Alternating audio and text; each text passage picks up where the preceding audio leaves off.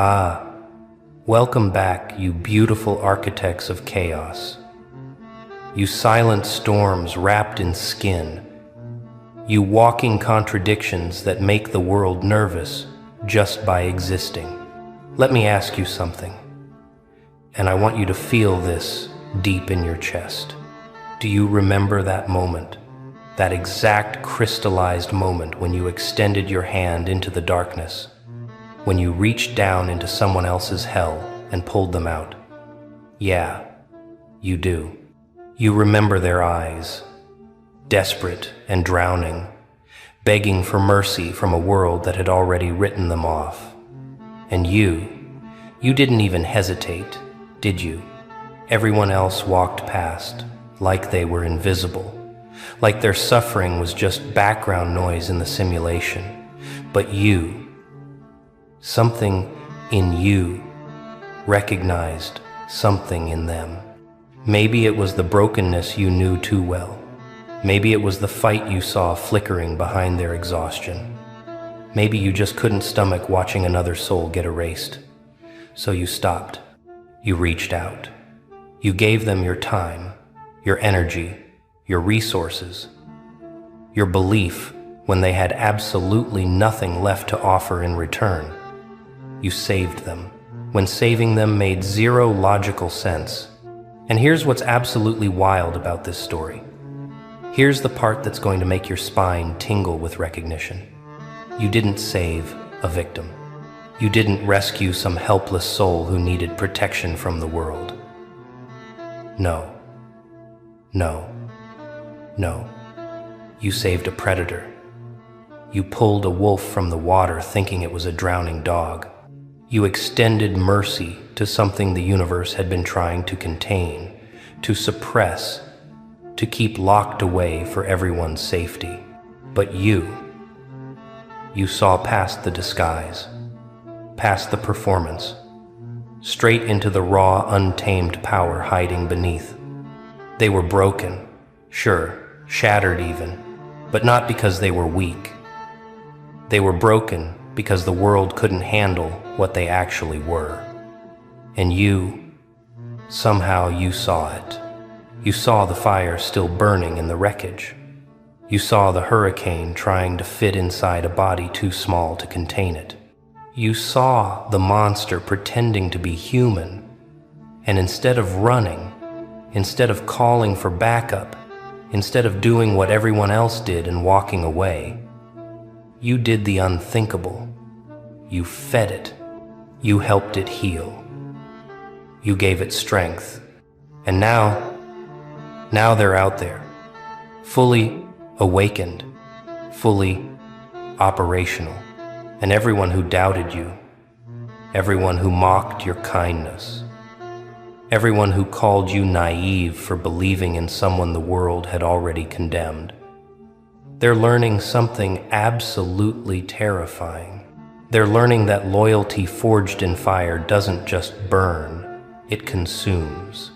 They're learning that gratitude from a wolf isn't cute, it's lethal. They're learning that you didn't just save a person, you weaponized vengeance and called it love. And now it's hunting. Let's rewind this story to the part they don't want to talk about. Because everyone loves a rescue, everyone loves the moment of salvation, but nobody wants to discuss what happens when the rescued becomes the reckoning. You found them at their lowest point, didn't you? Crushed, defeated, abandoned by everyone who claimed to care. Maybe they'd been betrayed. Maybe they'd been destroyed by their own choices. Maybe the world just decided they were too intense, too damaged, too broken to save. Doesn't matter. What matters is everyone else had given up. But there was something about them, wasn't there? Something that called to you in a language you couldn't explain. Maybe it was the way they carried their pain. Not like a burden, but like a weapon they hadn't learned to use yet. Maybe it was the intelligence burning behind eyes that had seen too much. Maybe it was the way they spoke truth even when it cost them everything. Whatever it was, you recognized it because you'd been there. You knew what it felt like to be too much for a world that worships mediocrity. So you made a decision that confused everyone around you. You invested in someone with zero return potential. You believed in someone who had nothing to offer but potential wrapped in chaos. You defended someone when defending them made you look foolish. And oh, they talked, didn't they? Your friends, your family, the voices of so-called reason telling you to walk away. They're toxic, they're damaged, they're going to drag you down. You can't save everyone. You're wasting your time. They'll never change. You're being manipulated. The warnings came from everywhere, but here's what they didn't understand. And frankly, what they'll never understand because they've never operated at your frequency. You weren't trying to save them to prove something to the world. You weren't on some hero complex mission to fix broken people for validation. You saw something the others missed entirely. You saw potential for transformation. You saw someone who'd been pushed so far past their limits that they'd either die or evolve into something unprecedented. And you made a calculated bet that they'd choose evolution. You saw the wolf in the wreckage. And while everyone was busy telling you about red flags and warning signs, you were busy doing something far more dangerous and far more beautiful. You were showing them what loyalty actually looks like. Not the fake, performative kind that disappears the moment things get hard, but the real kind. The kind that says, I see every shattered piece of you and I'm not going anywhere. You became the first person in their entire life who didn't run when they showed their teeth. You became the first person who didn't punish them for their intensity. You became their proof that maybe, just maybe, they weren't the monster everyone said they were. Now let's talk about what happened next. Because this is where the story gets absolutely beautiful and terrifying in equal measure. You gave them space to heal, didn't you? You gave them time to rebuild without judgment, without conditions, without constant reminders of who they used to be. And something miraculous started happening. That broken person you pulled from the depths, they started changing. Not in the way society wanted them to. Not becoming smaller or quieter or more acceptable. No. They started becoming more of what they actually were underneath all that suppression. You watched them remember their power. You watched them stand up straighter. You watched the light come back into their eyes. But it wasn't gentle light. It was the kind that makes people uncomfortable. You watched them stop apologizing for taking up space. You watched them stop shrinking to make others comfortable. You watched them transform from someone begging for scraps of respect to someone who commanded it just by existing. And the whole time, the whole beautiful, terrifying time, you were there, steady, unwavering, their anchor in the storm. But here's what you didn't realize. Here's the part that's going to make you understand the magnitude of what you actually did. Every moment you believed in them when they couldn't believe in themselves. Every time you reminded them of their worth when the world was screaming the opposite. Every instance you stood beside them when standing beside them made you a target too. You were doing something permanent. You were carving your name into their soul. You were creating a loyalty so deep, so unshakable, so absolute that it would outlive kingdoms. Because people like them, people who've been broken and abandoned and left for dead, they don't forget. They can't. It's literally impossible for them to forget who was there when the world went dark. They remember every face that walked away. They remember every person who kicked them when they were down. They catalog betrayal like evidence in a case they'll never close. But more than that, infinitely more than that, they remember who stayed.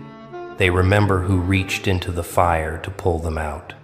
They remember who saw the monster and chose love anyway. And now they're rebuilt. But they're not rebuilt into who they were before. They're rebuilt into something the world has never seen. They're sharper now, harder now, more dangerous now. They've taken every lesson from their destruction and weaponized it. They've turned their trauma into strategy, their pain into precision, their scars into armor. And at the center of their entire existence, at the core of their new identity, sits one unshakable truth. You saved them. You chose them. You believed. And that debt, that cosmic debt of loyalty, it's not just going to be repaid. It's going to be multiplied beyond recognition. So let's talk about everyone else now.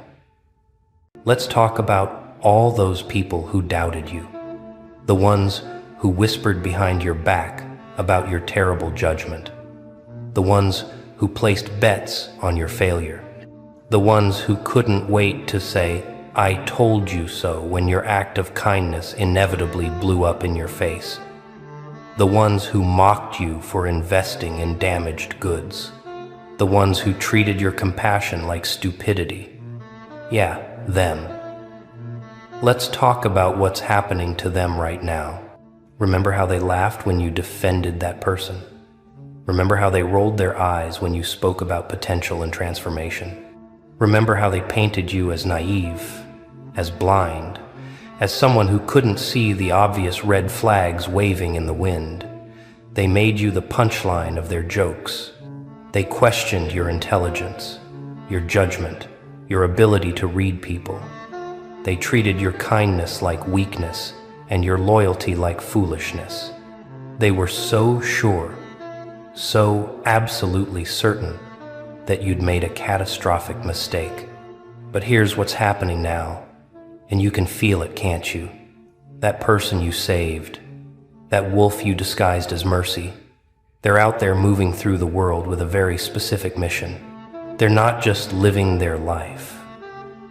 They're not just focused on their own success. No, they're systematically, methodically, almost supernaturally identifying every single person who doubted you, every person who mocked your judgment, every person who tried to make you feel foolish for believing, and they're handling them. Not with violence, not with obvious revenge, but with something far more devastating: presence. They're showing up in spaces where your doubters exist and completely dominating. They're achieving things that make your critics look amateur. They're operating at levels that expose everyone who questioned you as small-minded and short-sighted. Every success they achieve is a direct contradiction of the narrative your doubters tried to build. Every milestone they reach is evidence that you saw something no one else could see. Every room they conquer becomes a graveyard for the people who underestimated your judgment. They're not just succeeding. They're succeeding specifically to prove you right. And the beautiful, poetic, absolutely devastating part of this whole thing is that they're doing it with your name in their mouth. They're out there telling anyone who'll listen, "You see this. You see what I've become." None of this exists without that one person who believed when belief made no sense. They're not hiding your role in their transformation. They're broadcasting it. They're making it very clear to everyone that doubting you was the mistake. They're turning your critics into case studies of poor judgment. They're weaponizing their own success as proof of your vision. But it goes deeper than just proving you right, doesn't it? Because what you're witnessing now isn't just gratitude, it's something far more primal and permanent. That person you saved has appointed themselves as your eternal guardian. They've taken on the role of protector without you ever asking for protection. They're watching, constantly, scanning every interaction you have, monitoring every space you occupy, identifying threats before they even fully form. And anyone, absolutely anyone, who even thinks about disrespecting you is about to learn a very hard lesson. You probably didn't even notice at first, did you? The way certain people suddenly got quieter around you. The way your critics mysteriously started keeping their opinions to themselves. The way people who used to challenge you constantly suddenly found other targets. You might have thought it was coincidence, might have assumed people just naturally matured or moved on. But no, what actually happened is your wolf had a quiet conversation, a look, a word, a presence that communicated very clearly. Touch them and find out what I become. Because here's what you need to understand about people who've been saved from the edge. They don't just feel grateful. They feel indebted on a cellular level. They carry your kindness like a sacred oath. They've internalized your belief in them as the foundation of their entire rebuilt identity. And anyone who threatens that foundation, anyone who disrespects the person who gave them a second chance at existence, becomes enemy number one. The intensity of their protection isn't normal. It's not casual loyalty. It's the kind of fierce devotion that borders on scary. They're out there running interference you don't even know about, defending your name in rooms you'll never enter, shutting down gossip before it reaches your ears, making your enemies regret even thinking your name. They've become your unseen army of one, patrolling the borders of your peace with the kind of vigilance that only comes from knowing what it's like to have no one in your corner. They remember what it felt like when the world turned its back, and they've made an unspoken vow that you'll never, ever know that feeling. Not while they're breathing. And the wild thing is, you didn't ask for this. You didn't save them expecting some personal bodyguard for life. You just acted from your heart, extended kindness because that's who you are, believed in someone because you saw their truth. But you accidentally created something the universe rarely witnesses. You created a bond that transcends normal human loyalty. You created a protector who would burn the world before letting it hurt you. You saved a wolf, and now it guards your throne with teeth bared and eyes that never close. Let's talk about the shift that's happening in your world right now. The atmosphere around you has changed, hasn't it? People treat you differently now. There's a new weight to your name, a new hesitation before people speak carelessly in your direction. Your presence carries authority you didn't have before, and you might be wondering where this came from. Why suddenly your words land heavier. Why your silence speaks louder. Why people who used to test you now show immediate respect. Let me explain what's actually happening. Your wolf isn't just protecting you in private. They're rebuilding your entire social architecture. Every space they move through, they're rewriting the narrative about who you are. They're positioning you as someone not to be trifled with, not because you're aggressive or threatening, but because you have the loyalty of someone powerful. They're making it known, subtly and sometimes not so subtly, that you are protected, that you are valued, that you are someone who commands respect, not through force, but through the quality of the connections you build. People are starting to understand something fundamental. They're realizing that you possess a quality most people spend their whole lives faking. You can recognize potential in raw form. You can see value in chaos. You can identify diamonds in the wreckage, while everyone else only sees trash. And that ability, that almost supernatural ability to spot transformation before it happens, marks you as someone operating on a different frequency. Your judgment isn't just good, it's prophetic. And the person you saved is walking proof of that prophecy fulfilled. Your doubters are experiencing something particularly painful right now. They're watching someone they wrote off completely thrive beyond imagination. And every time they witness this person's success, they're forced to confront their own failure of vision. They're realizing they couldn't see what you saw. They're understanding that maybe, just maybe, you operate with a level of perception they'll never access. And that realization is eating them alive. Because it means they weren't just wrong about that person. They were wrong about you. Catastrophically wrong. And here's the twist that's absolutely beautiful in its cruelty. Some of those same people who doubted you, who mocked your judgment, who predicted your failure, they're now trying to get close to the person you saved. They're trying to build relationships, network, benefit from the success they said would never come. And every single time, every single attempt, your wolf remembers. They remember exactly who said what. They remember who laughed. They remember who turned their back. And those people get nothing. Access denied. Loyalty isn't for sale. And the wolf doesn't forget. You know what the universe just taught everyone through your story? It taught them that kindness isn't weakness. It's the most dangerous force in existence when wielded by someone who sees clearly.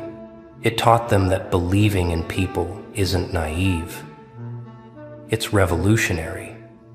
It taught them that the ones everyone gives up on might be exactly the ones who change everything.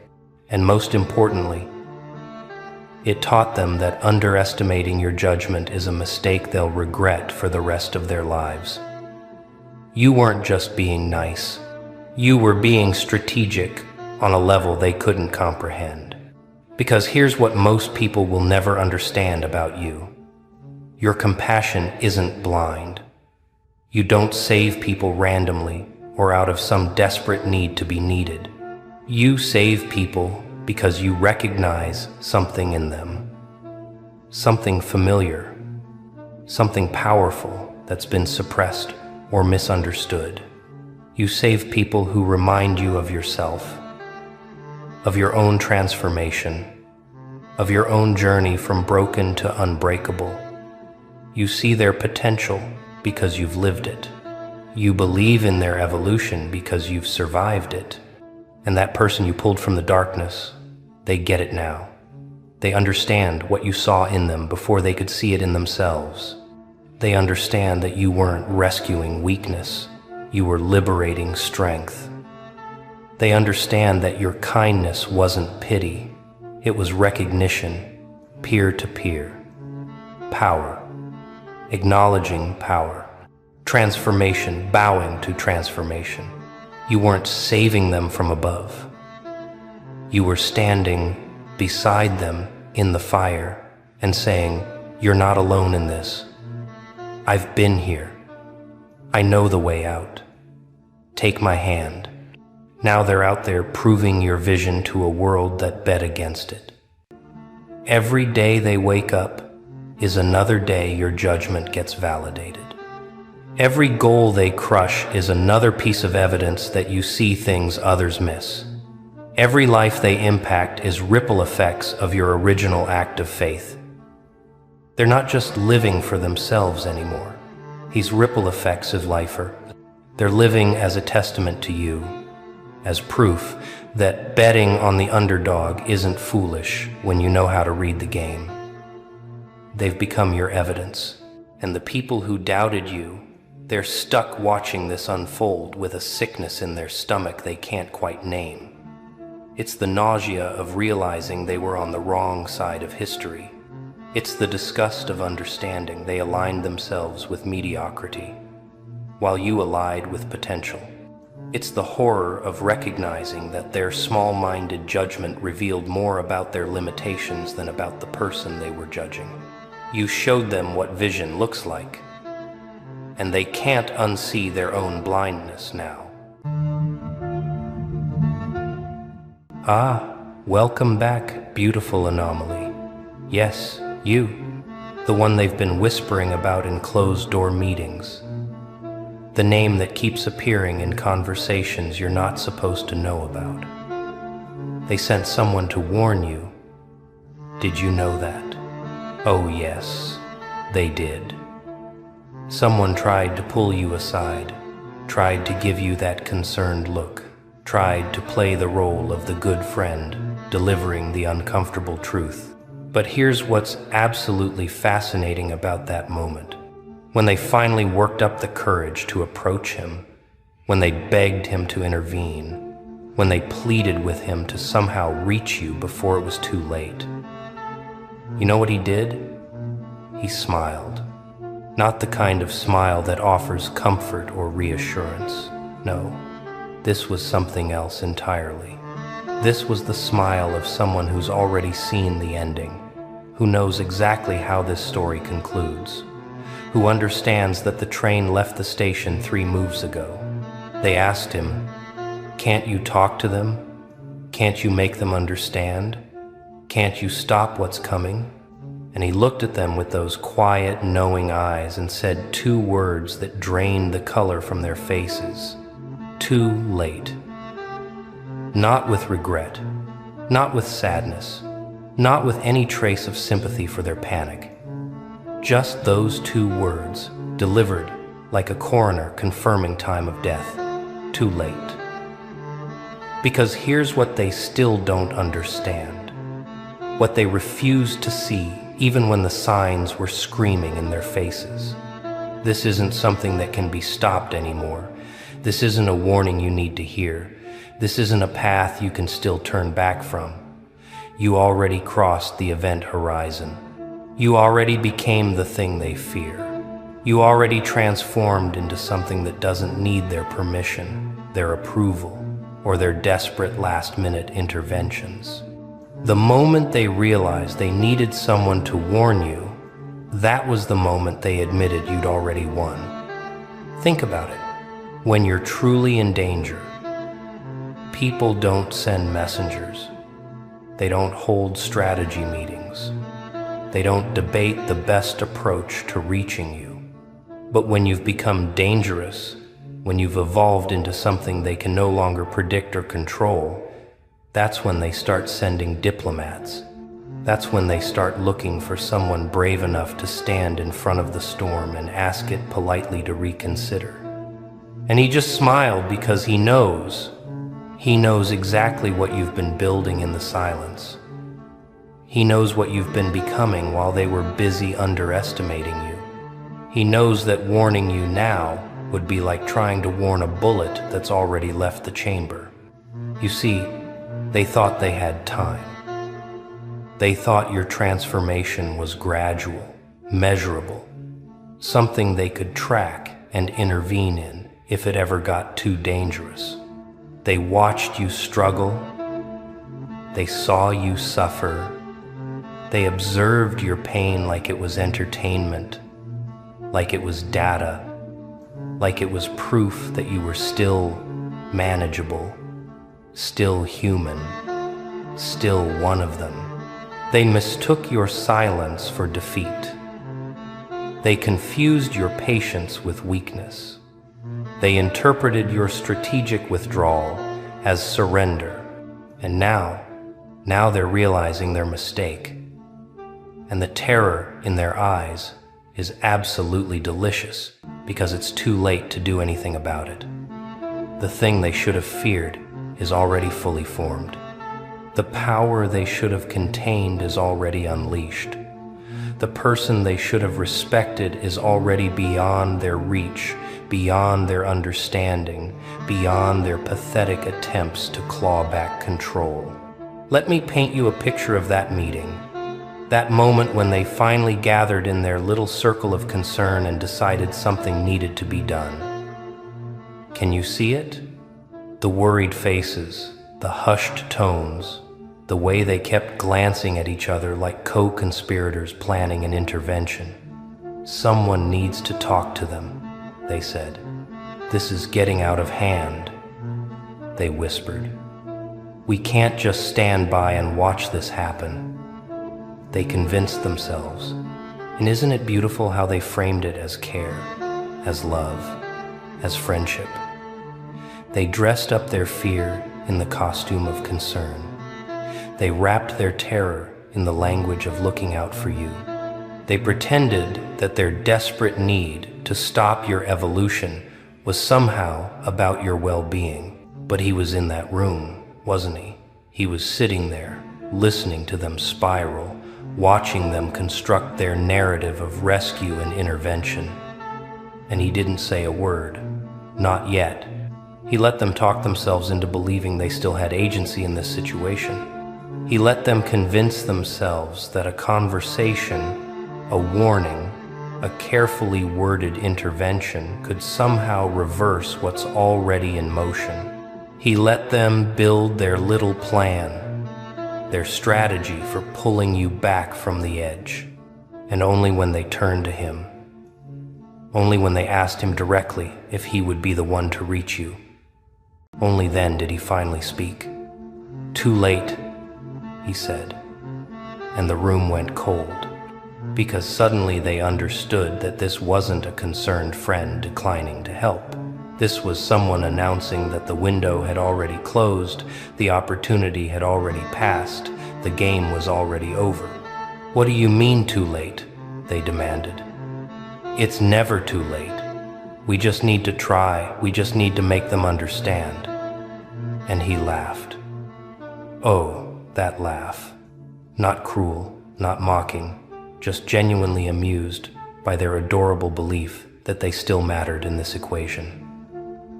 You're not listening, he said. You think this is about stopping something that hasn't happened yet. But you're living in the past. What you're afraid of? It's already done. The person you're trying to save? They don't exist anymore. The transformation you want to prevent? It's been complete for weeks, maybe months. You just didn't notice because you were too busy congratulating yourselves for keeping them under observation. And that's when the room truly understood. You weren't the project anymore. You were the conclusion. You weren't the experiment. You were the result. And results don't need warnings. They deliver them. They started arguing then, didn't they? Started insisting that there must be something that could be done, some way to reach you, some angle they hadn't tried. And he just sat there, that small smile playing at the corners of his mouth, watching them scramble, because he knows what they're really afraid of. It's not that you're going to self-destruct. It's not that you're heading towards some tragedy they can prevent. What terrifies them, what keeps them awake at night, what drove them to that meeting in the first place, is that you're going to succeed. You're going to rise. You're going to become exactly what you've been building yourself into. And when that happens, when you reach your full form, they're going to have to face the reality that they're obsolete. They're going to have to confront the fact that everything they thought made them powerful, everything they thought gave them control, means absolutely nothing in the face of what you've become. Let's talk about what they actually missed, shall we? Because this is where it gets truly fascinating. They think they were watching you this whole time. They think they had eyes on your every move, tracking your patterns, monitoring your changes. But what they were actually watching was a performance. They were studying the mask, while the real transformation was happening in dimensions they don't have access to. You were changing frequencies while they were still trying to measure your volume. You were evolving in ways that don't show up on their instruments, don't register on their scales, don't fit into their models of human behavior and psychological development.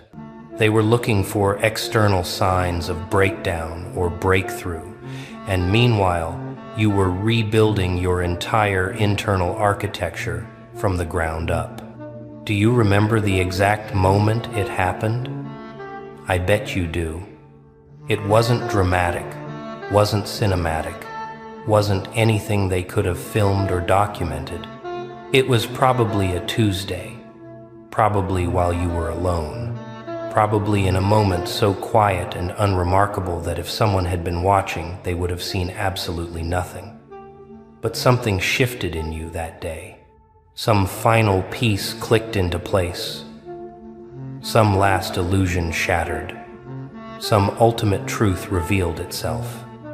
And from that moment forward, you weren't the same person anymore. You didn't announce it. You didn't post about it. You didn't give any external indication that a fundamental transformation had occurred. You just continued moving through the world, but now you were moving through it as something else entirely. Something they have no category for. Something their psychology textbooks never described. Something their experience never prepared them to encounter. They missed it because they were looking for the wrong signs. They expected rage, expected explosion, expected some visible meltdown that would confirm their theories about you.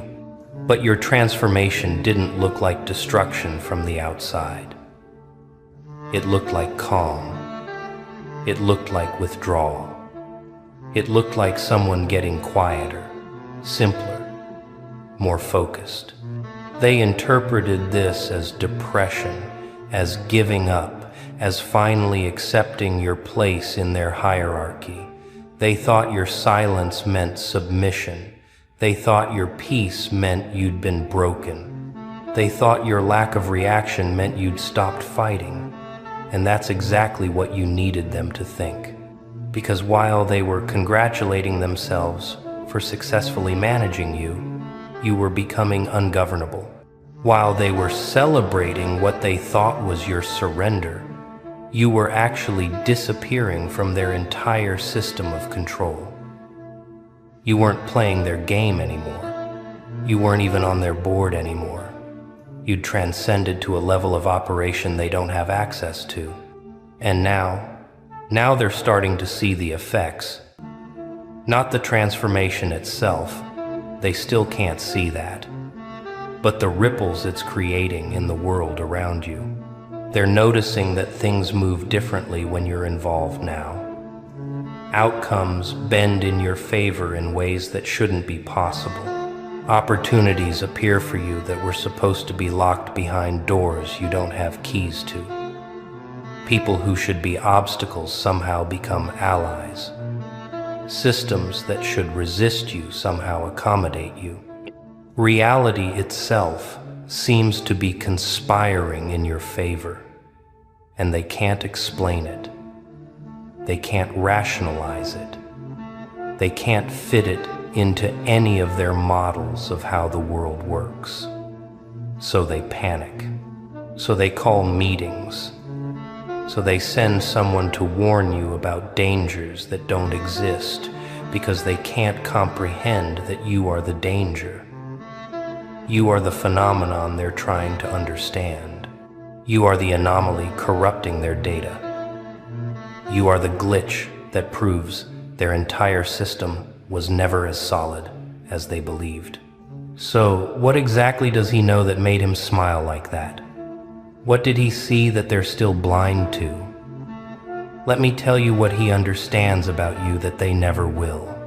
He knows that you didn't just survive what they put you through.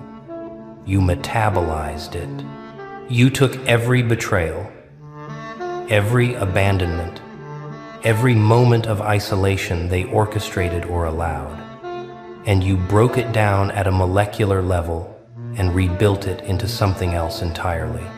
You turned their weapons into your tools. You transformed their traps into your training ground. You converted their cruelty into your curriculum. They thought they were damaging you, and technically they were right, but what they didn't understand is that some people don't heal from damage. Some people weaponize it. Some people use it as raw material to forge themselves into something that can't be damaged the same way ever again. He knows that you're not angry anymore. Oh, they think you are. They think your transformation is fueled by rage, by vengeance, by some burning desire to make them pay for what they did. And maybe it was, in the beginning. Maybe there were nights when revenge fantasies were the only thing that kept you breathing. But that phase passed. You evolved beyond it. You realized that revenge would mean you still care what they think, still need them to acknowledge what they did, still require their validation, even if it's just their fear. And you don't need any of that anymore. You don't need them to understand. You don't need them to admit they were wrong. You don't need them to fear you, or respect you, or even remember you. You need absolutely nothing from them. And that's what makes you truly dangerous now. Not your anger, your complete and total indifference to their entire existence. He knows that you've discovered something they hope never goes viral, never spreads, never becomes common knowledge. You've discovered that you can simply opt out. You can disconnect from their system of value, their hierarchy of worth, their economy of approval. You can stop participating in the games they designed to keep everyone competing for scraps of validation. You can walk away from the metrics they use to measure success, importance, worthiness. You can refuse to be scored by their rubrics, judged by their standards, contained by their categories. And the moment you did that, the moment you truly internalized that their opinions of you have exactly zero bearing on your actual reality, you became unreachable. You became unconquerable. You became something they literally cannot touch because you're no longer playing the game where touching you matters. You're not in their arena anymore. You're not even in their dimension anymore. And here's what he knows that absolutely terrifies them. You're not alone in this. Oh, they think you are.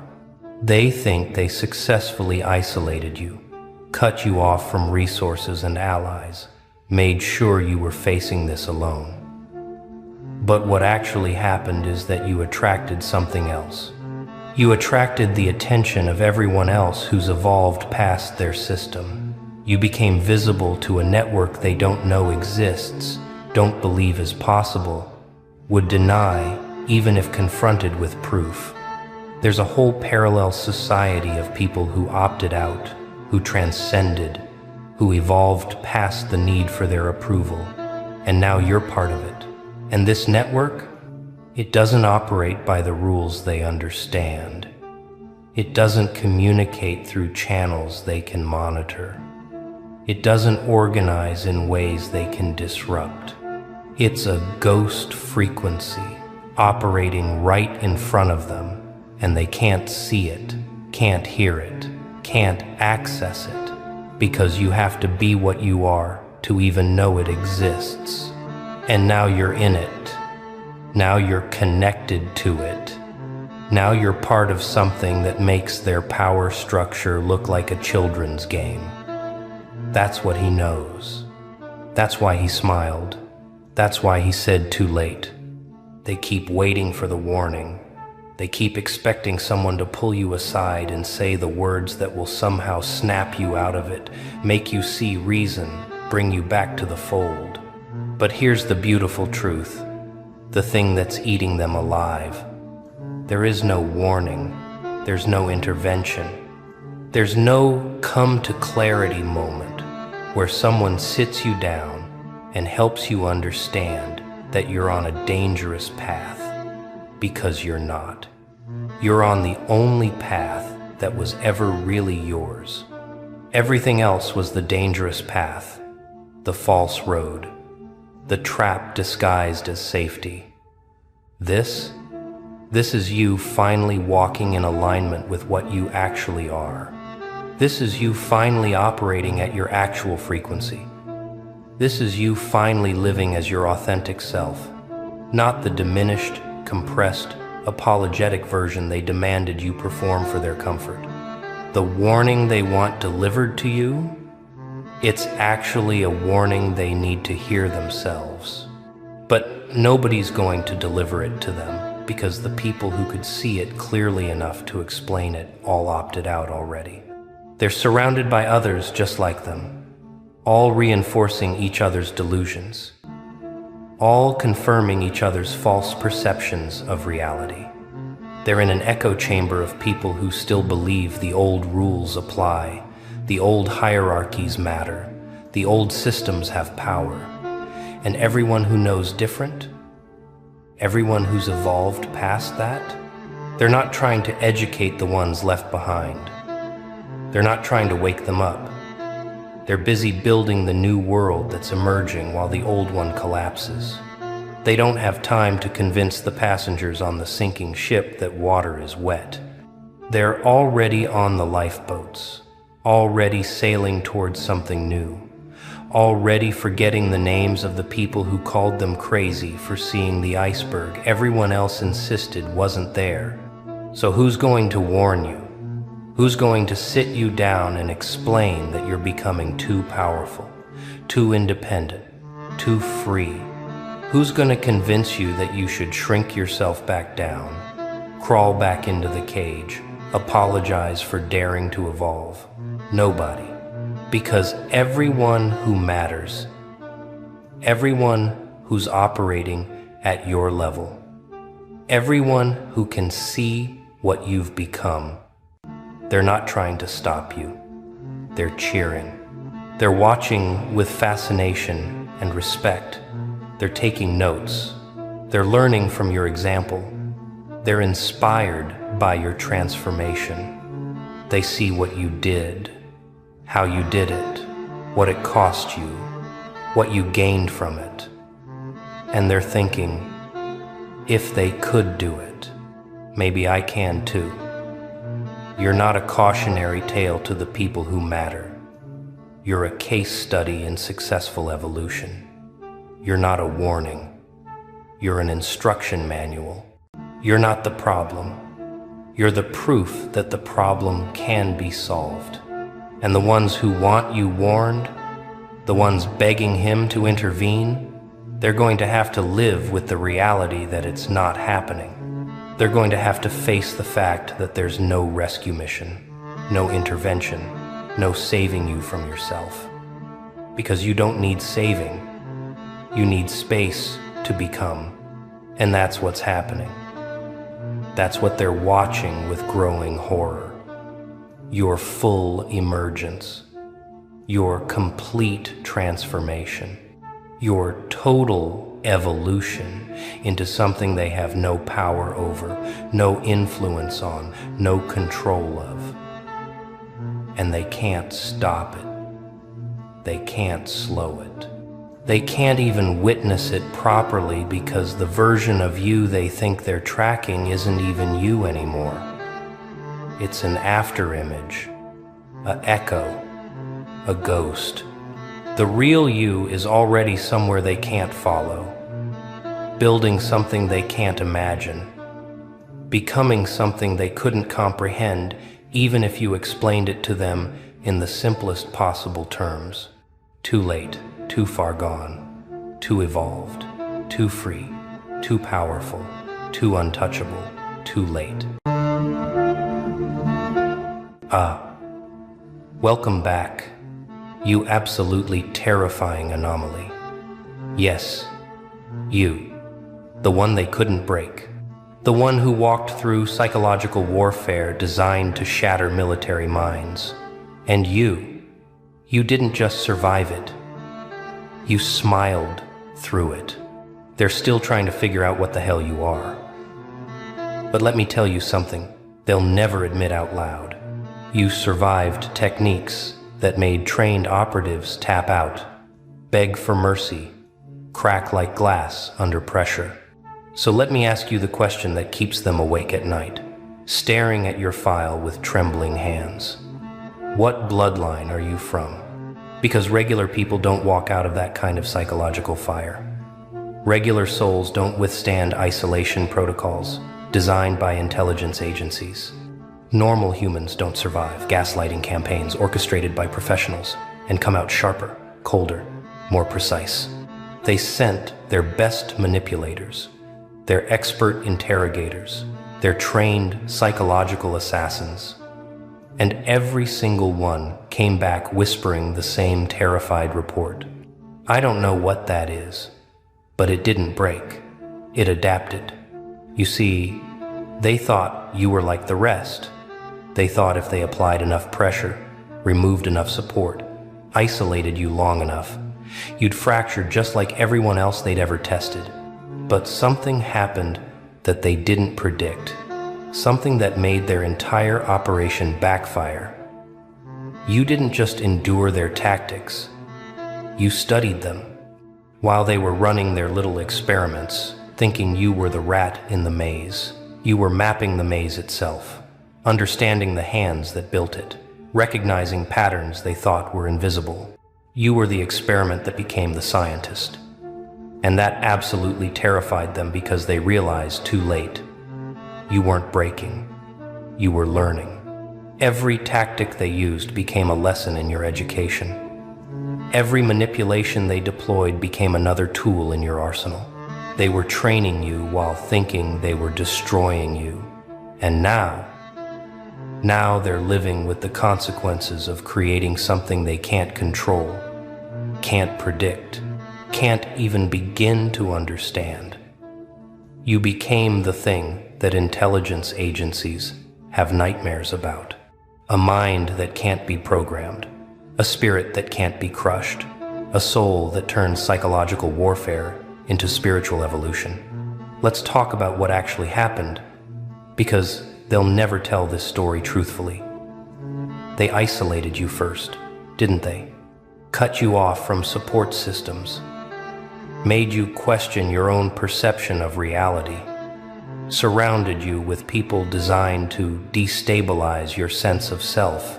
Classic psyops, textbook manipulation, the kind of thing they teach in classified training programs to break enemy combatants. And it worked. On everyone else. Every other person they ran this on eventually cracked, eventually begged for connection, eventually compromised themselves just to feel human again. But not you. You sat in that isolation like it was a throne, like solitude was your natural habitat, like being alone with your thoughts was exactly where you belonged. They watched you not just survive the silence but thrive in it. And that's when the first reports started coming back, marked with red flags. Subject shows no signs of psychological deterioration. Isolation appears to be strengthening rather than weakening mental state. Recommend immediate protocol adjustment. But they couldn't adjust because every protocol they had was designed for normal human psychology.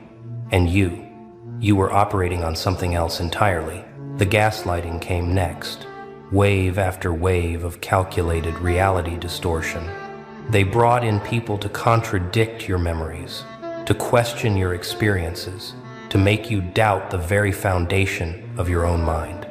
They know this breaks people, shatters confidence, makes them dependent on external validation for their own truth.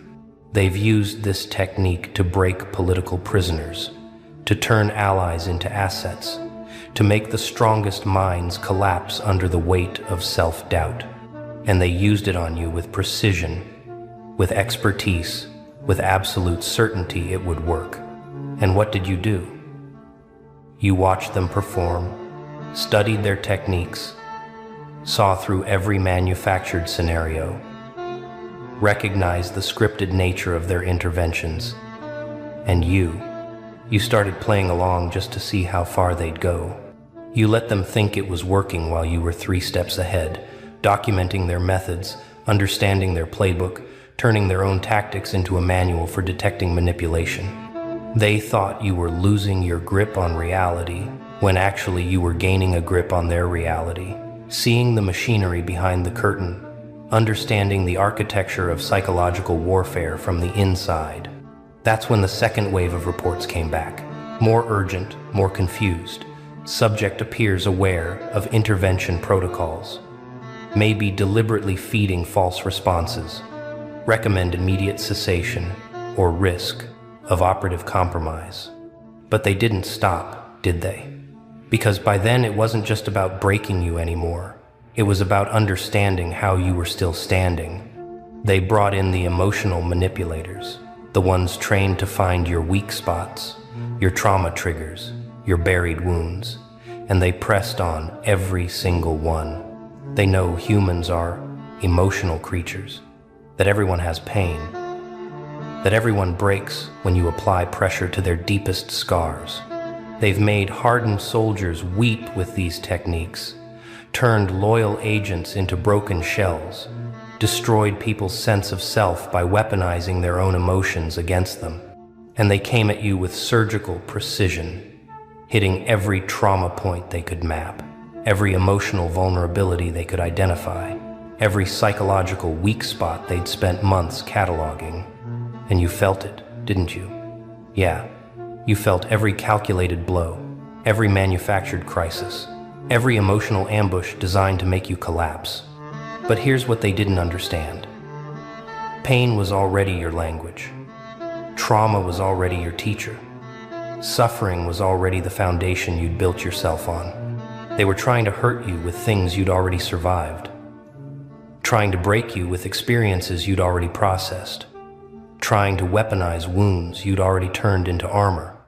So instead of shattering, you absorbed it, metabolized it, used their attacks as fuel for your evolution, and came out the other side not weaker but calibrated. They created detailed psychological profiles, predicted your breaking points with mathematical precision, deployed their attacks with confidence, and every single prediction failed. Every model broke. Every formula proved useless against whatever the hell you actually are. The really fascinating part, the part that made them start questioning their own training, was when you stopped reacting entirely. They escalated. Threw everything they had at you, combined tactics that should have created a perfect storm of psychological devastation. Simultaneous isolation, gaslighting, emotional manipulation, reality distortion, social engineering, relationship sabotage, the full spectrum assault designed to leave nothing standing. They've used this combination to break people considered unbreakable, to shatter minds thought to be invincible, to destroy souls that seemed indestructible. And they unleashed it on you with absolute certainty you'd finally crack, finally break, finally give them the satisfaction of seeing you collapse. And instead, nothing. Not defiance, not struggle, not even resistance. Just this calm, this eerie, peaceful presence, this unshakable stability that made their monitors glitch and their analysts question their data. You weren't fighting anymore. You weren't even defending. You were just existing in a state they couldn't measure, operating on a frequency they couldn't detect, living in a dimension their instruments couldn't reach. That's when the reports stopped being analytical and started sounding like confessions. We don't know what we're looking at. All models indicate complete psychological breakdown should have occurred. Subject appears to be in a state we have no classification for. Recommend termination of observation for observer safety. Observer safety. Let that sink in. They were worried about the safety of trained psychological warfare specialists because of you. Because your presence, your unexplainable resilience, your impossible stability was starting to affect them. The watchers were being watched by something they couldn't understand. The hunters were being stalked by prey that had evolved into a predator. The scientists were being studied by their own experiment. Handlers started requesting reassignment. Analysts started showing signs of obsession. Operators started questioning their own perception of reality. You became the contagion in their system, the virus in their program, the anomaly that corrupted everything it touched, not through action but through existence. They realized they weren't observing you anymore. They were being transformed by you, infected by whatever impossible resilience you carried, contaminated by your refusal to break according to their rules. Some of them started having dreams about you, waking up in cold sweat, wondering what you were, questioning their training, doubting their methods. Others became obsessed, spending off hours analyzing your patterns, looking for the secret, searching for the code that made you different. And a few, the ones who stared too long into what you are, they quit, walked away from careers, disappeared into quiet lives, because they saw something in you that shattered their understanding of human psychology, and they couldn't unsee it. But here's the question they could never answer, the one that haunted every report, every analysis, every classified briefing about you. What bloodline are you from? Because this isn't normal human resilience. This isn't standard psychological strength.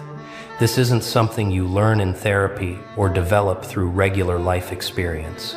You carry something in your lineage, something ancient, something that's been passed down through generations of people who survived things that should have killed them. Somewhere in your ancestry, there were people who walked through fire, who endured torture, who survived genocide, who outlasted wars, who carried their people through darkness so profound it should have extinguished them. And they didn't just survive. They passed something down, encoded something into your very essence, gifted you with a psychological immune system that regular humans don't possess. You're not just resilient by choice. You're resilient by design, by inheritance, by bloodline. The strength isn't something you built. It's something you inherited from ancestors who refused to die when death was the only logical option. They survived famines that killed millions, walked through wars that erased entire populations, endured slavery that broke countless souls, weathered persecution that was designed to eliminate them completely. And every single time death came calling, every single time extinction seemed certain, they found a way to survive, and each survival etched something into the genetic memory, coded something into the bloodline, passed down some impossible resilience that science can't measure and psychology can't explain. You know what the operators couldn't handle? The realization that you weren't just surviving their tactics, you were recognizing them, identifying each technique as they deployed it, naming the psychological frameworks they were using, understanding the theoretical foundations of their attacks. They'd throw a manipulation pattern at you and you'd pause, process it, recognize it. Ah, that's modified Erickson, combined with elements of NLP anchoring, deployed through a false friendship framework with embedded suggestion protocols. They weren't breaking you, they were educating you, and you were learning faster than they could adapt. Every tactic became a lesson, every attack a tutorial, every operation a case study in psychological warfare that you absorbed, understood, and filed away for future reference. The people running these operations train for years to master these techniques, spend their careers perfecting manipulation, dedicate their lives to understanding how to break human minds. And you picked it up in real time, during active deployment, while being the target. And you didn't just survive it. You learned to speak their language fluently, to see their invisible strings, to understand the machinery of mind control from the perspective of someone being controlled who refused to be controlled. That's not normal. That's not luck.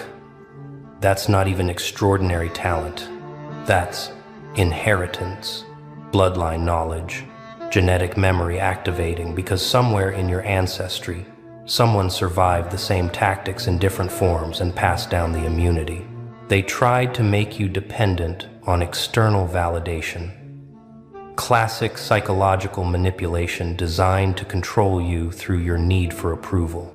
They know humans are social creatures, that we need recognition, that we crave acceptance, that isolation combined with conditional approval can make anyone dance like a puppet. They've used this to turn free thinkers into followers, independent minds into dependent assets, strong individuals into controllable resources. They removed all positive reinforcement, created scenarios where you'd only receive validation if you complied, engineered situations where your only path to human connection required submission. And they watched, waiting for you to crack, waiting for that moment when need would override pride, when loneliness would defeat strength, when the human requirement for connection would make you compromise. But that moment never came, did it? Because you carry something in your blood that doesn't need their approval, doesn't require their validation, doesn't hunger for acceptance from people you don't respect. You have this terrifying ability to stand alone in a room full of people and feel more complete than they feel in their desperate crowds. That's not arrogance. That's not isolation. That's ancestral memory of people who stood alone against empires, who remained unbroken in solitary confinement, who kept their dignity in concentration camps, who maintained their identity under systematic erasure. Your bloodline survived by not needing the enemy's approval. And you carry that same independence in your psychological code. And it makes you absolutely impossible to control through standard social engineering. The relationship sabotage phase was particularly revealing. They infiltrated your social circle, planted people designed to betray you, orchestrated situations meant to destroy your trust in others, engineered abandonment scenarios calculated to make you feel fundamentally unlovable. This is advanced level manipulation, the kind of thing that creates permanent psychological damage, makes people unable to form healthy attachments, turns them into paranoid shells of themselves. They've destroyed people's ability to love with these tactics, created permanent trust wounds that never heal, shattered people's faith in human connections so completely they live the rest of their lives in protective isolation. And they deployed this against you with precision, with cruelty, with absolute confidence. It would break you like everyone else. They watched your friendships dissolve, your relationships implode, your support system collapse, and they waited for the breakdown, the desperate reaching out, the compromising of your values just to feel less alone. But instead of breaking, you became more selective, more discerning, more precise in your evaluation of human character. You didn't close off. You calibrated. You didn't become bitter. You became accurate. The betrayals didn't destroy your ability to trust. They refined it, sharpened it into a tool so precise you could read deception like others read books. That's bloodline wisdom. Genetic memory of ancestors who survived by knowing who to trust in environments where trust was fatal, who had to develop supernatural instincts for detecting lies because one wrong alliance meant death. You carry that same ability, that same precision, that same impossible accuracy in reading human intention, and it makes you immune to social engineering that breaks everyone else. Let's address the elephant in the room that has them absolutely losing their minds in classified briefings. You're not just surviving psychological warfare, you're enjoying it. Somewhere in the middle of their assault, something shifted in you, and instead of suffering, you started to thrive. The isolation they meant as punishment became your meditation chamber. The gaslighting they intended as reality destruction became your clarity laboratory. The emotional attacks they designed as breaking points became your strength training. You turned every weapon they deployed into a tool for your own evolution. And more than that, you started to smile, to laugh, to find genuine amusement in their desperation to break you. That's not normal human psychology. That's not adaptive coping. That's not even advanced resilience. That's something far more terrifying.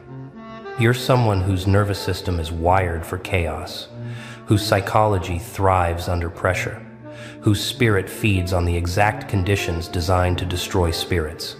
They create environments meant to induce maximum psychological suffering. And you renovate them into personal development retreats. That ability doesn't come from therapy, doesn't come from self-help, doesn't come from positive thinking. That comes from a bloodline that survived by finding strength in suffering, that evolved by thriving in conditions that killed others, that passed down some impossible psychological mutation that turns poison into medicine and warfare into wisdom. The final phase, the one that made them abort the entire operation, was when you stopped being the subject and started running your own experiment. You began deliberately triggering their responses, testing their reactions, mapping their limitations, understanding their programming. You turned the psychological warfare back on them without them even realizing it was happening. You'd feed them specific responses designed to elicit specific escalations. You'd display calculated vulnerabilities to see which tactics they'd deploy. You'd show manufactured breaking points to study their victory protocols. You were running a counterintelligence operation against trained intelligence operatives while being their active target, and they didn't catch on until it was too late, until their own data was compromised, until their own methods were exposed, until they realized they'd been giving classified information to someone who was never actually broken, never actually controlled. Never actually anything except a mirror showing them their own reflection. The final report, the one that shut down the entire observation, had one line that said everything. Subject has achieved complete operational awareness. Continuing observation poses unacceptable risk to operational security and personnel psychological stability. Immediate termination of all protocols recommended. Classification level, absolute. So let me tell you what they'll never say out loud. What gets whispered in classified facilities. What keeps analysts awake long after their clearance expires. You're not human in the way they understand human. You're something they have no framework for, no training to handle, no protocol to manage. You carry something in your lineage that makes you fundamentally different. Fundamentally dangerous, fundamentally impossible to break using techniques designed for normal human psychology, somewhere in your bloodline. There were survivors of things so horrific, they're not even recorded in history books. People who endured conditions that killed 99% of others. Individuals who carried their people through darkness so profound it should have extinguished all light. And they didn't just survive. They evolved. They adapted. They developed psychological capabilities that regular humans don't possess. And they passed it down through generations until it reached you. You're not special because you survived their tactics. You're special because surviving their tactics was inevitable given what flows in your veins. The question isn't how you survived. The question is what bloodline creates people who turn psychological warfare into personal growth, who transform isolation into power, who convert betrayal into wisdom, who metabolize suffering into strength. Look at this. You just stumbled into something biblical without even trying. You beautiful accidental exorcist, you unconscious spiritual fumigator. You walked through that door like it was Tuesday, and suddenly the walls stopped bleeding. The shadows retreated, the whispers went silent, the century-old curse just packed its bags and left. Because you showed up smelling like purpose, and they couldn't handle it. You didn't even notice. did you? That the temperature rose 15 degrees when you crossed the threshold? That the black mold in the corners started dissolving? That the flies dropped dead mid-flight? You were too busy thinking about dinner or scrolling your phone or humming that song stuck in your head, while meanwhile you just performed a spiritual genocide on entities that had lawyers in hell, filing complaints about your existence. Let me tell you what really happened when you walked through that door, because you're sitting there confused, wondering why the house feels different, why the air tastes cleaner, why your chest doesn't feel heavy anymore. You think it's coincidence. You think it's imagination. You think maybe you're just having a good day, but no, my friend. You just accidentally became the thing nightmares warn their children about. They'd been there for decades, these things, these parasites, these ancient squatters, feeding on misery, recycling trauma, brewing depression in the walls like it was their personal meth lab, generation after generation of suffering. And then you showed up, radiating something they couldn't metabolize, something that burned their tongues when they tried to taste your energy, something that made them realize they'd rather dissolve than deal with whatever the hell you are. You want to know why they ran, why they scattered like roaches when the light hits, why 100 years of darkness just said nope and evacuated? Because you're not normal. You're not regular. You're not one of the sleepwalkers they usually feast on. You're something else entirely, something they don't have protocols for. Something their training didn't cover.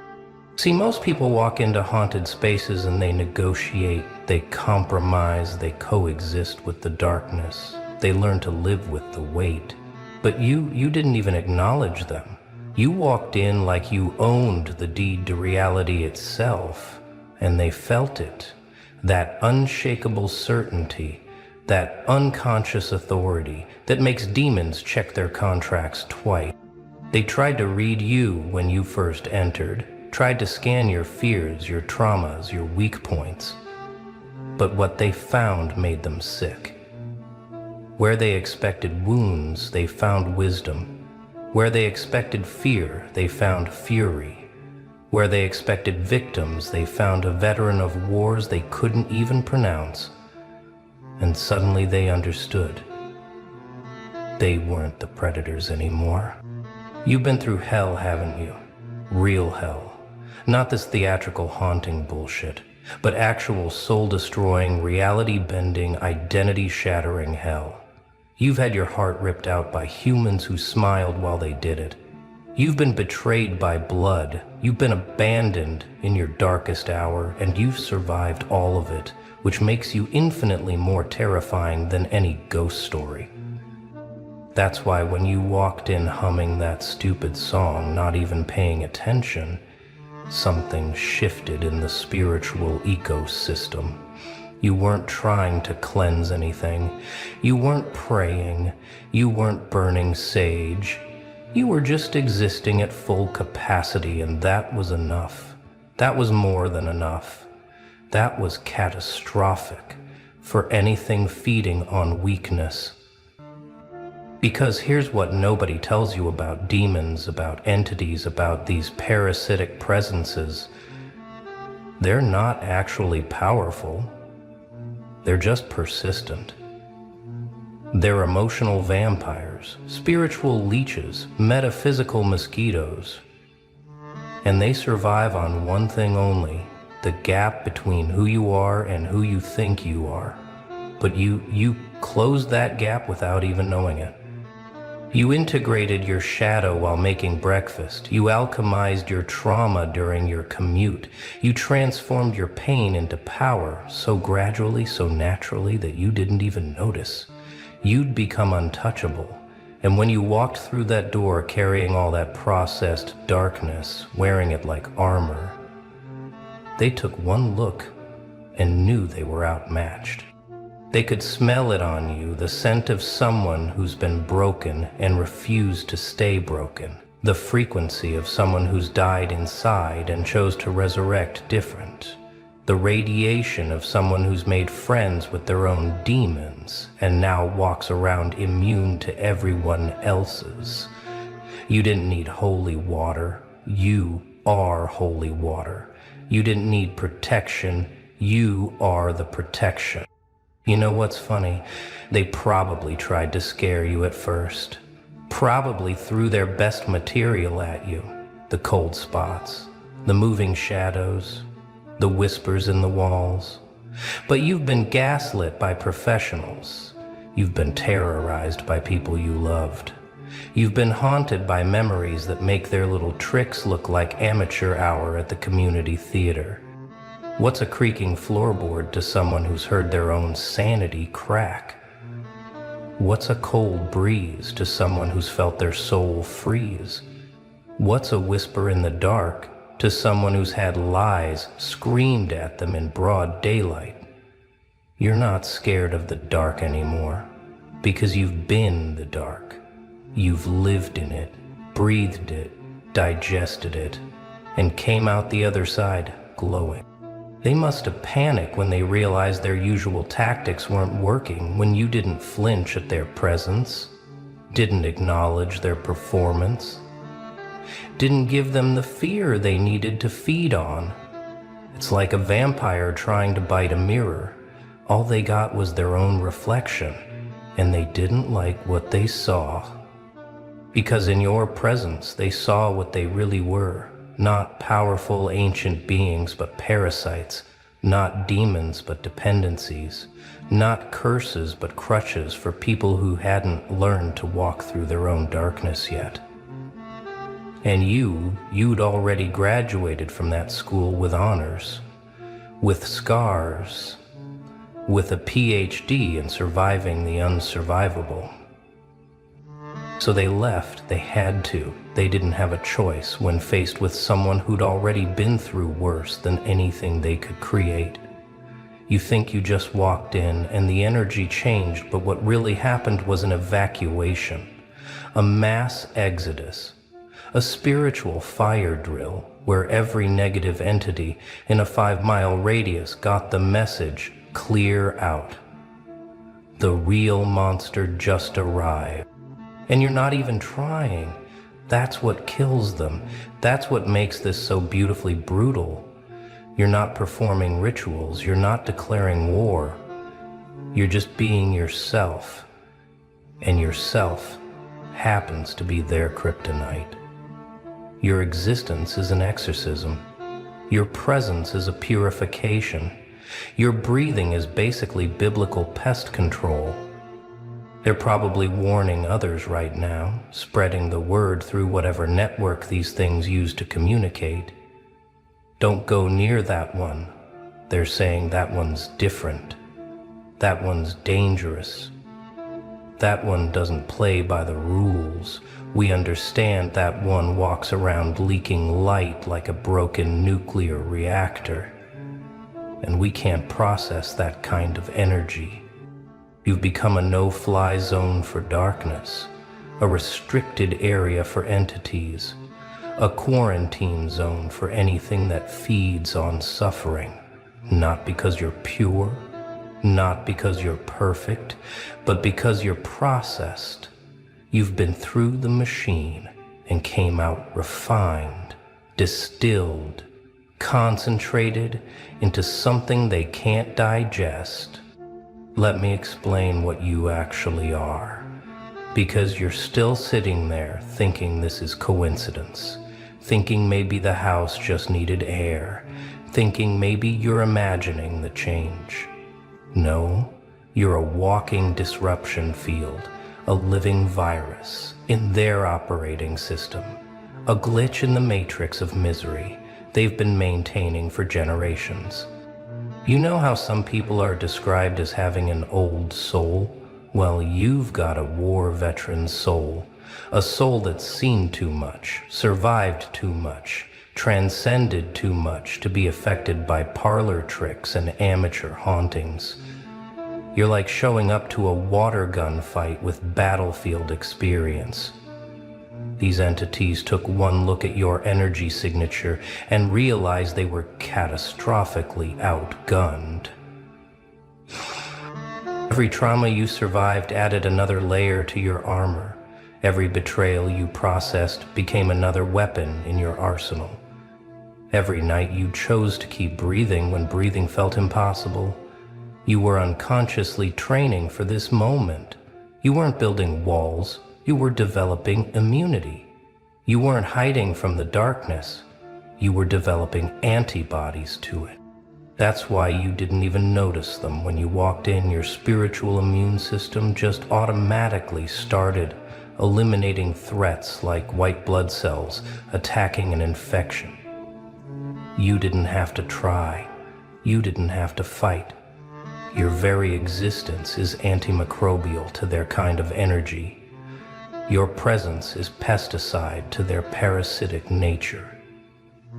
They're gone now, really gone, not hiding, not waiting, not lurking in the corners hoping you'll leave.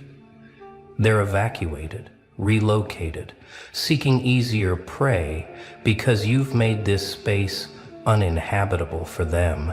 Simply by inhabiting it yourself, you've accidentally gentrified the spiritual neighborhood, and the old residents couldn't afford the new energy prices. But here's what they didn't want you to know, what they were hoping you'd never figure out. You've always had this power. Every single human has the capacity to be their own exorcist, their own cleanser, their own spiritual authority. But most people never activate it because they're taught to fear what they don't understand, taught to seek external protection instead of internal power.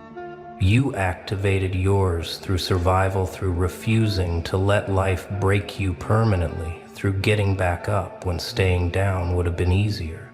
Every time you chose to heal instead of harden. Every time you chose growth over grudges. Every time you chose yourself over self-destruction. You were building this frequency that makes you uninhabitable to anything negative. And get this, you are none. You're not special in the way of being chosen. You're special in the way of choosing. You chose to metabolize your pain instead of marinating in it. You chose to transform instead of transferring your trauma. You chose to become the solution instead of perpetuating the problem. And that choice, that series of choices, made you into something entities run from. You want to know what specific frequency you're emitting that makes them scatter like this? It's the frequency of someone who's already been through hell and didn't let it make them hellish. It's the vibration of redemption without revenge, of power without cruelty, of strength without brutality. And that particular combination is like nails on a chalkboard to anything that feeds on suffering. Because suffering is their food source, their fuel, their entire economic system, and you've become someone who doesn't produce it anymore. Oh, you still feel pain, you still experience difficulty, but you don't suffer. You don't marinate, you don't ferment in your troubles. You process them like a factory processes raw materials into something useful. You've become emotionally renewable, spiritually sustainable, psychologically biodegradable. Your pain doesn't stick around long enough to attract feeders. Your trauma doesn't fester long enough to become food. Your darkness doesn't stagnate long enough to become a breeding ground. And that makes you absolutely useless to them. More than useless, actually, you're actively hostile to their existence because you prove it's possible to transform. You demonstrate that their food source isn't guaranteed. You show others that pain doesn't have to equal suffering, that trauma doesn't have to equal permanent damage, that darkness doesn't have to equal residency for demons. So now you're standing in this space that feels different, feels lighter, feels like someone opened windows that were painted shut for decades. The air moves differently. The shadows fall normally. The silence isn't heavy anymore. It's just quiet. And you did all that just by being too processed to process. You reclaimed this space without even knowing it was lost. You lifted a curse you didn't know existed. You broke chains you couldn't see. You evicted tenants you never knew were there. And the beautiful, terrifying truth is, you could do this anywhere you go because you've become a walking safe zone, a mobile sanctuary, a portable purification system. This is why certain people feel better just being around you, why some spaces feel different after you've been there, why problems seem to resolve themselves in your presence. You're not healing them, you're just showing them what healed looks like. You're not fighting their demons, you're just demonstrating what it looks like when demons become irrelevant. You've accidentally become what ancient texts described but couldn't explain, what religions tried to ritualize but couldn't replicate, what mystics sought but couldn't sustain. You're just a human who processed their shit so thoroughly that unprocessed shit can't exist in your presence.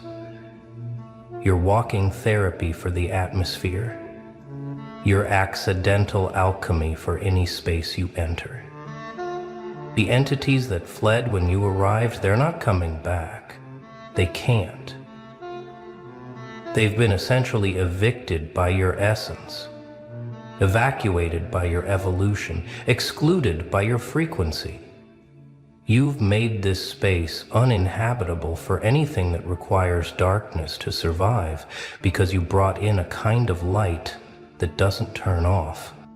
Not the blinding light of forced positivity, not the harsh light of denial, not the fake light of spiritual bypassing, but the steady light of someone who's integrated their shadow. You glow differently when you've digested your own darkness, when you've composted your own pain, when you've recycled your own trauma into growth.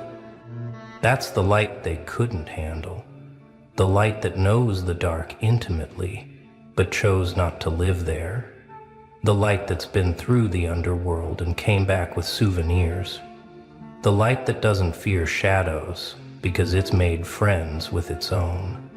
You're not bright, you're balanced, and balance is the one thing chaos can't survive around. You've become the thing that things that go bump in the night warn each other about. You're the cautionary tale in their community, the reason they check addresses twice. Now the new protocol in their haunting handbook that says, abort mission if the target has processed their trauma. Because processed trauma is poison to parasites. From now on, you're going to notice this happening more often. Spaces clearing when you enter. Problems dissolving when you engage people. Feeling better after talking to you, even when you didn't try to help. You've become accidentally therapeutic, involuntarily, cleansing, unconsciously healing, just by existing at this frequency. You can't turn it off either. That's the thing about becoming authentic. You can't go back to performing. You can't return to pretending. You can't squeeze back into the box of who you used to be. You're stuck being this powerful, stuck being this clear, stuck being this inadvertently purifying to everything around you. Some people are going to avoid you now, not consciously, but instinctively, the same way those entities fled. People who are committed to their suffering, who are married to their misery, who are feeding their own demons, they're going to feel uncomfortable around you because your presence asks questions their demons don't want answered. But others are going to gravitate toward you like moths to flame, not because you're trying to attract them, but because you're emitting something they need. You've become a lighthouse for people ready to process their own darkness, a beacon for those ready to evict their own demons, a signal that says transformation is possible because look, I did it without even trying. You mastered something without meaning to, something most people spend lifetimes trying to learn in ashrams and temples and retreats. You learned how to be so thoroughly yourself that nothing false can survive in your presence. You learned how to be so integrated that fragmented energies disintegrate around you. Last and ridiculous, death. Death thickened grudgingly. Death broke. Death. You had to indulge. You didn't study this, didn't practice this, didn't even believe in this, but you became this through the simple act of refusing to let life make you less than you are. Every time you chose growth over comfort, every time you chose truth over ease, every time you chose healing over hiding, you were building this immunity to darkness. Now you walk around accidentally blessing everything you touch, unconsciously consecrating every space you enter involuntarily, sanctifying every situation you engage with. You've become holy water in human form, not because you're pure, but because you're processed, not because you're perfect, but because you're integrated. The demons that fled when you walked in, they're telling stories about you now, warning others, describing the human who walked in humming and destroyed a century of careful cultivation without even noticing. You've become a legend in their world, the accidental exorcist, the unconscious cleanser, the one who purges without trying. This is your legacy now, not what you build or achieve or accumulate, but the spaces you clean just by entering them. The energy you shift just by being present, the healing you cause just by existing. You're leaving a trail of purified spaces behind you, like breadcrumbs of light in a forest of darkness. Every room you've been in is a little bit cleaner. Every person you've met is a little bit clearer. Every situation you've touched is a little bit lighter. You're not doing this on purpose. You're just leaking light wherever you go, bleeding brightness into the world, shedding sanctity like dead skin cells. Years from now, people are going to wonder why certain spaces feel different, why certain homes have that energy, why certain places feel protected. They won't know it was you who walked through once. Maybe stayed for coffee, maybe just passed by the window, but left behind an energy signature that makes darkness think twice. You're writing history in frequencies instead of words, leaving legacies in vibrations. Instead of monuments, building cathedrals out of cleared energy instead of stone. You're the reason some spaces never get haunted again. The reason some darkness never returns. The reason some demons add addresses to their do not disturb list.